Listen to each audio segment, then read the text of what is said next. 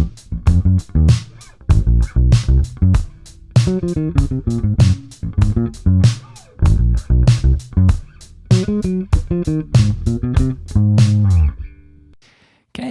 welcome. That is a quick demonstration of some of what we're going to get at in this video. So this is a warm-up or a practice exercise that's going to accomplish a couple of things. It's going to help you build up some speed in both your left and right hand. It's going to help you to get more familiar with different modes and different chord tones within a scale or a key. And not only on the fretboard, but it's also going to help you get acquainted with the sound of those things. So there's a bit of ear training going on here as well. Let me start to walk you through this. We're going to look at 2 or 3 different exercises that will take this concept and slowly progress it. So to start off with our first exercise, we're going to be shifting subdivisions. So we're going to go back and forth between playing eighth notes and playing triplets. Now let's do a quick breakdown of that. If you're not familiar with these rhythmic concepts, it might be worth doing a deeper dive with another video, but to give you a quick rundown, eighth notes are probably the most common denomination of subdivision in a lot of genres. We take our pulse, 1, 2, 3, 4, and we double that. Typically, it's counted as 1 and 2 and 3 and 4 and 1 and 2 and 3 and 4 and. The reason they're called eighth notes is if we do it that way, there are 8 notes per measure. Triplets are an alternative to eighth notes, where instead of breaking things into groups of 2, we're breaking them into groups of 3. So for every pulse or every beat, we're going to play 3 notes. People tend to count this as 1 and a 2 and a 3 and a 4 and a 1 and a 2 and a 3 and a 4 and a. Eighth notes tend to have a rather direct kind of driving, some people might say kind of stiff sound. Triplets tend to have a bit more of like a rolling sound. It's not that one is better and one is worse, it's that it's 2 different feels. Really, every genre of music or every feel that a groove might take on is going to be based on either straight eighth notes or triplets. So what we're going to do is we're going to practice going back and forth between the 2. Now, if this is new to you, I'd recommend spending some time doing this just with dead strings before we add notes in. So let's practice that for a minute. Let's do a measure of eighth notes, a measure of triplets, back and forth. Here we go.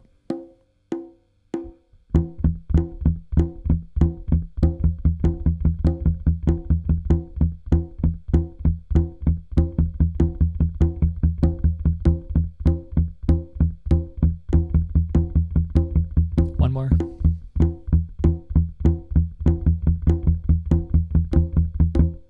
Okay. Now we're going to add some notes to that. And what we're going to do, I want you to pick a key. For this video, I'm going to demonstrate in the key of A flat.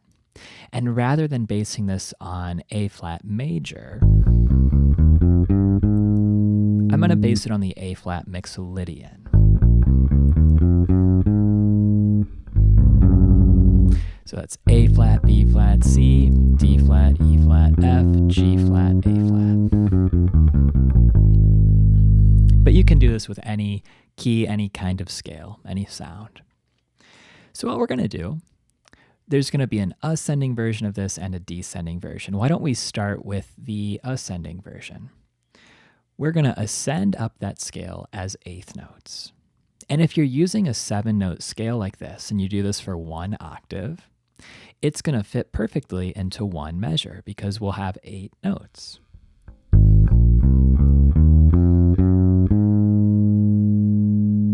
With our last note being the root an octave up.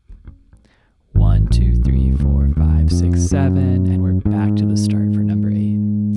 A flat, B flat, C, D flat, E flat, F, G flat, A flat. Rhythmically, that's going to be counted as eighth notes. 1 and 2 and 3 and 4 and. Try to play it as steady and even as you can. We don't really want to accent any of the notes or have any of the notes be louder than others. As smooth as possible. At a nice medium volume, not too loud, not too quiet. Now, we're going to do that for a measure.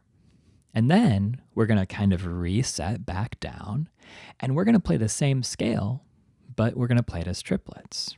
Now, in order to make that fit in a way that's comfortable, I would play it in the following way, and I'll have the music on the video as well here so you can see the notation. I'm going to count it really slowly. If a measure of triplets is 1 and 2 and 3 and 4 and we're going to start on the of 1. 1 and 2 and 3 and 4 and 1 and 2 and 3 and 4 1 and 2 and 3 and 4 and Now, if feeling that out is challenging for you, you might need to do this at a very slow tempo, and that's fine. There's no shame in that. I'm going to demo it at a somewhat quicker tempo, partially to keep the video from becoming too long. I'm going to demo it at 97 beats per minute. So with a metronome, here's what our eighth notes would sound like.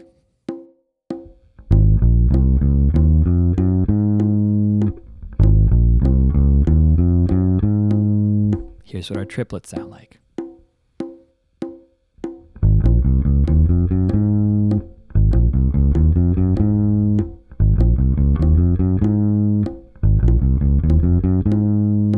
We're just going to go back and forth. It's a 2-measure phrase. First measure, eighth note, second measure, triplets. Here we go. 3, 4.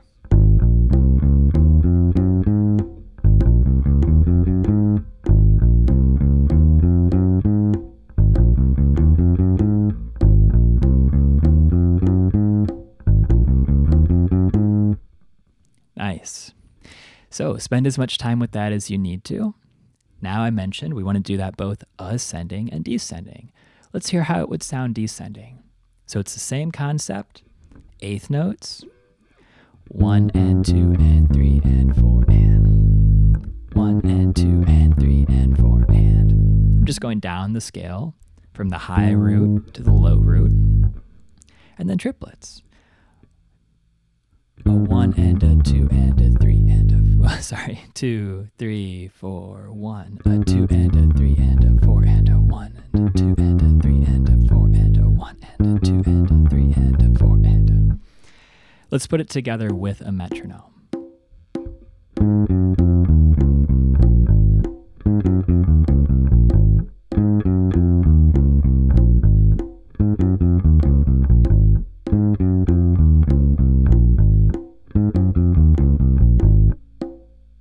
What if we combine ascending and descending?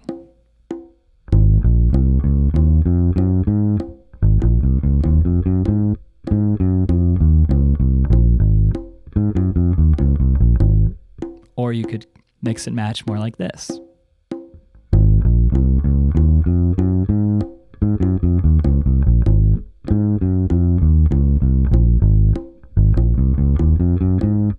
You could combine them in a lot of ways.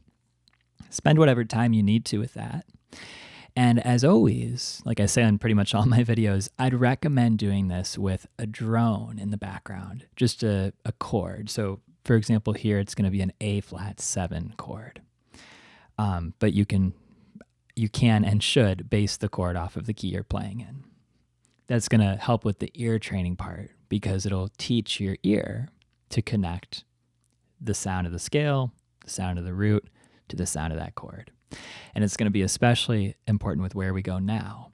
So the next step in this first exercise is that we're going to do the same thing, but we're going to start on each chord tone. Now, the scale is the same. All of this is A flat mixolydian. The chord is the same. A flat 7, A flat dominant 7. But just because it's an A flat mixolydian doesn't mean we have to start on A flat. It can sound really cool and is a common practice to start phrases on any of the chord tones. So if we were to take the same thing but start it on the third of the chord, A flat, B B flat, C. We'd be playing C, D flat, E flat, F, G flat, A flat, B flat, C. And we could descend. C, B flat, A flat, there's our root. G flat, our seventh. F, E flat, our fifth. D flat, C. Now, if all this theory is a lot for you, again, you might want to back up to another video, but hopefully you're still with me. We're going to take the exact same thing, but we're going to do it now, playing from the third to the third. Eighth notes and then triplets. Here we go.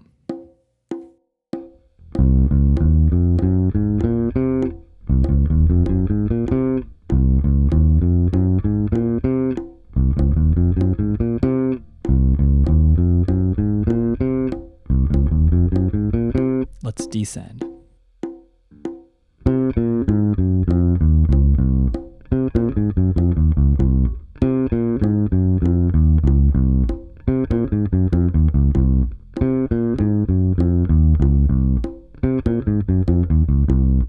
And then you can mix and match.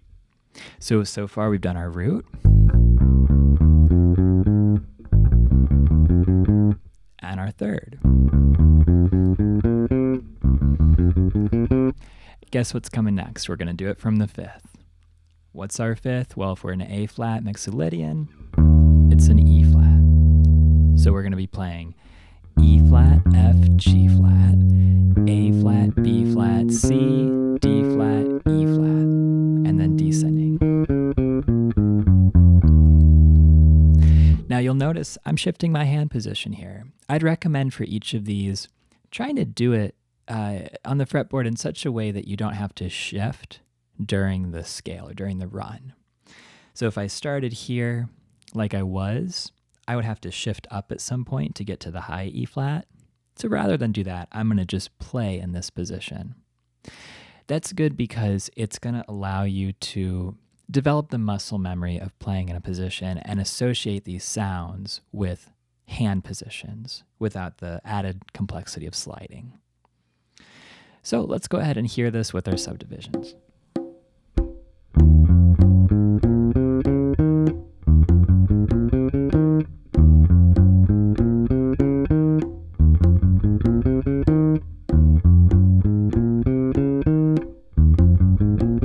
Descending.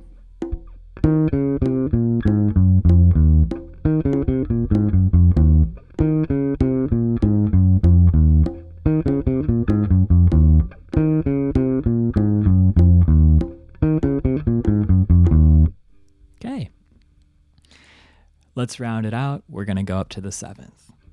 G flat. Now, you could play this down low. You could play it up high. Maybe I'll play it down low just to demonstrate what that would look like.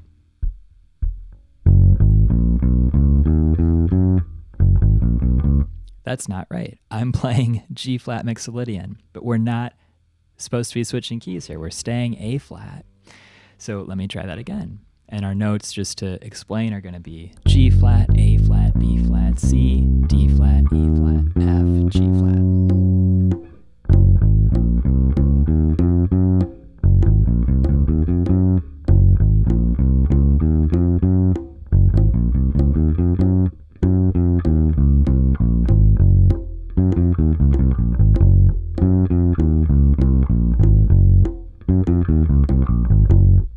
Okay.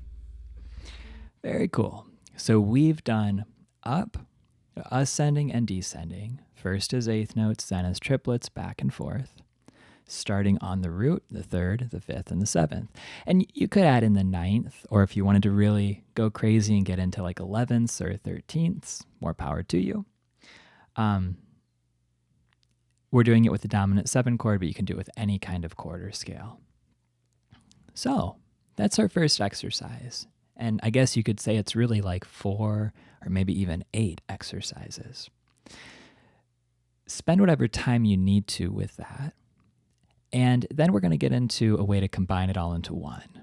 Now, just a few quick notes. I don't want to ramble for too long, but a couple quick notes. Again, I want to emphasize we're trying to play these as evenly as we can for the purpose of this exercise. So no accents, not a lot of phrasing, just steady, even notes, all at a similar volume. Try to get your volume and your tone to be similar whether you're playing up high on the thinner strings or down low on the thicker strings.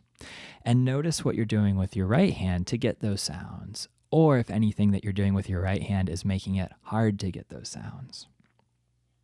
As always, listen to your body, and if something that you're doing is leading you to be sore or in pain, especially if you've been doing it for a few days and it's not getting easier, it might be time to check in with either a technique video or an actual one-on-one lesson. But let's go ahead and let's see how to combine this. So once you've spent some time getting each of these down on its own, now we can incorporate them into a single exercise. This is going to be like a really dense, effective warm-up that will help you to cover all this material in just a couple minutes out of your practice session. What are we going to do? Well, we're going to do exactly what we just did. But instead of hanging out on just one chord tone, we're going to do them all sequentially. So let's start with the ascending versions. We're going to do the ascending version from the root. I'll take a second, then I'll do it from the third. I'll take a second and do it from the fifth. I'll take a second and do it from the seventh. I'll go up to the root an octave higher, and then I'll come down. And when I come down, I'll do the descending versions. Let me go ahead and show you what that would sound like. And you know what? As I'm thinking about it, we can actually do this whole thing in time. We don't need to pause between them. Since the triplet phrase ends on beat 4, that should be enough time to get into the next one. So let me try it that way.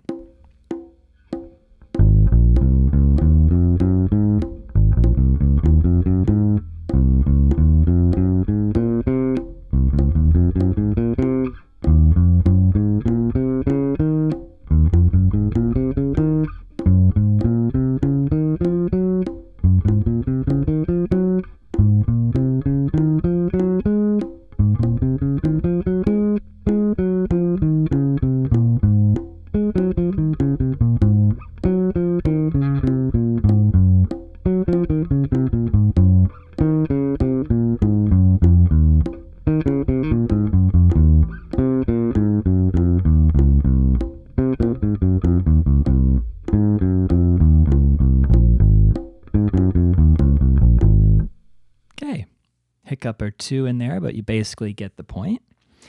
You can do that up and down. You can repeat that then. Of course, you can play around with the tempo. That's going to be a really effective way to take all this stuff and quickly cover it.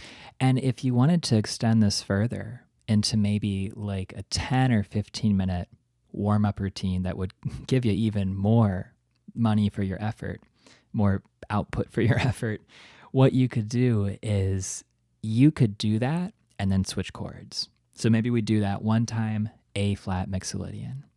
And then maybe we go up the cycle of fourths to D flat mixolydian.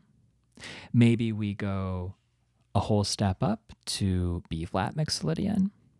Or maybe you really want to go for it and change chord qualities. Like then you do that with a major version or a minor version or diminished or something like that.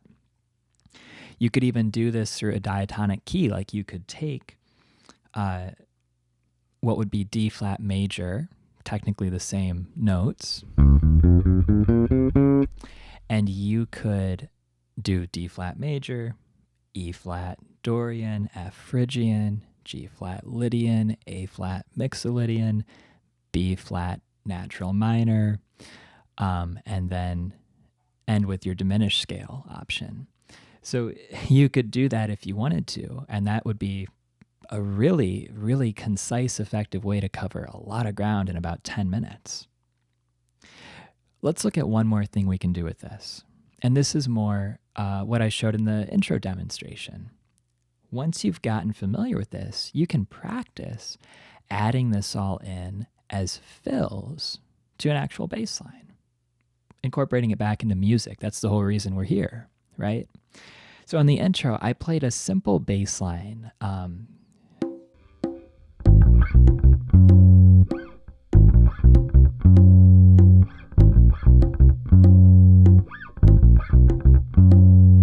think it was that. The rhythm might have been slightly different because I'm just kind of making this stuff up here, but I think it was something like that. And all that is starting on the A flat, and then I'm going B flat, B, C.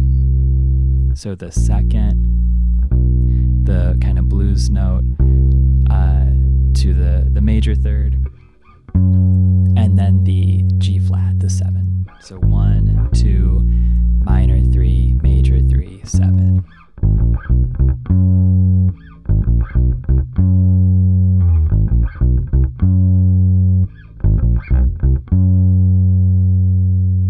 Doesn't matter what the bass line is, but you can make up a simple bass line or steal that one, and then practice plugging these in as fills. You could do them as eighth notes, you could do them as triplets, or you could do them as 16th notes. So let's say we want to start with descending from the root.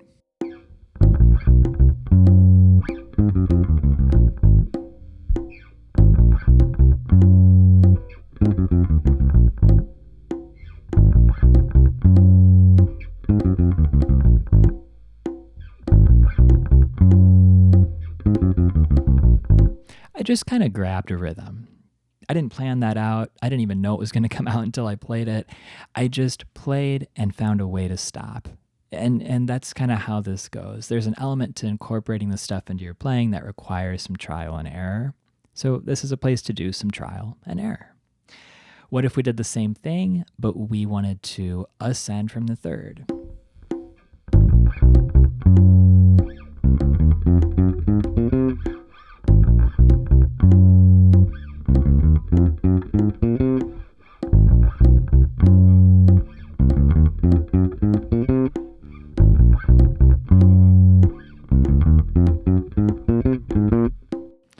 More of a syncopated thing, not quite as fast, but still sounds cool.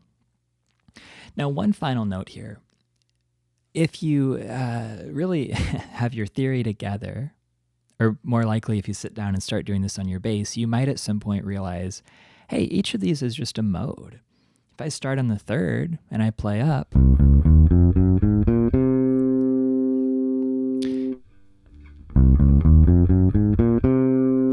that's just a mode. If I start on the fifth,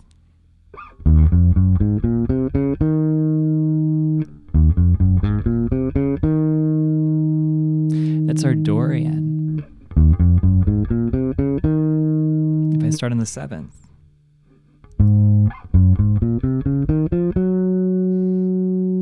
that's a Lydian mode.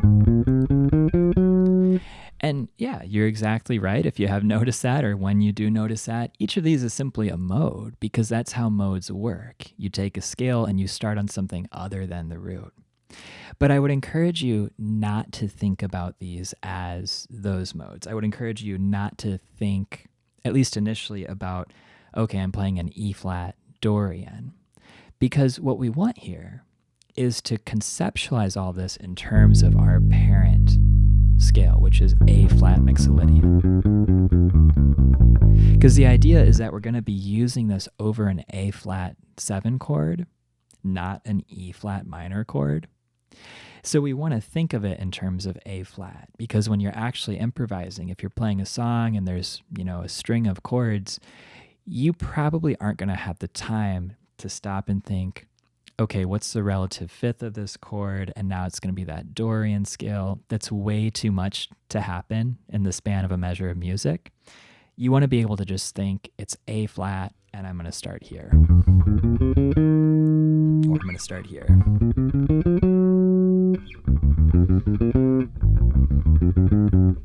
Wherever it is. So think of these as all being an A flat, even though, yes, you are playing modes. So hopefully that helps. Let me know how this one goes for you. Thanks for watching, and I will see you in the next one.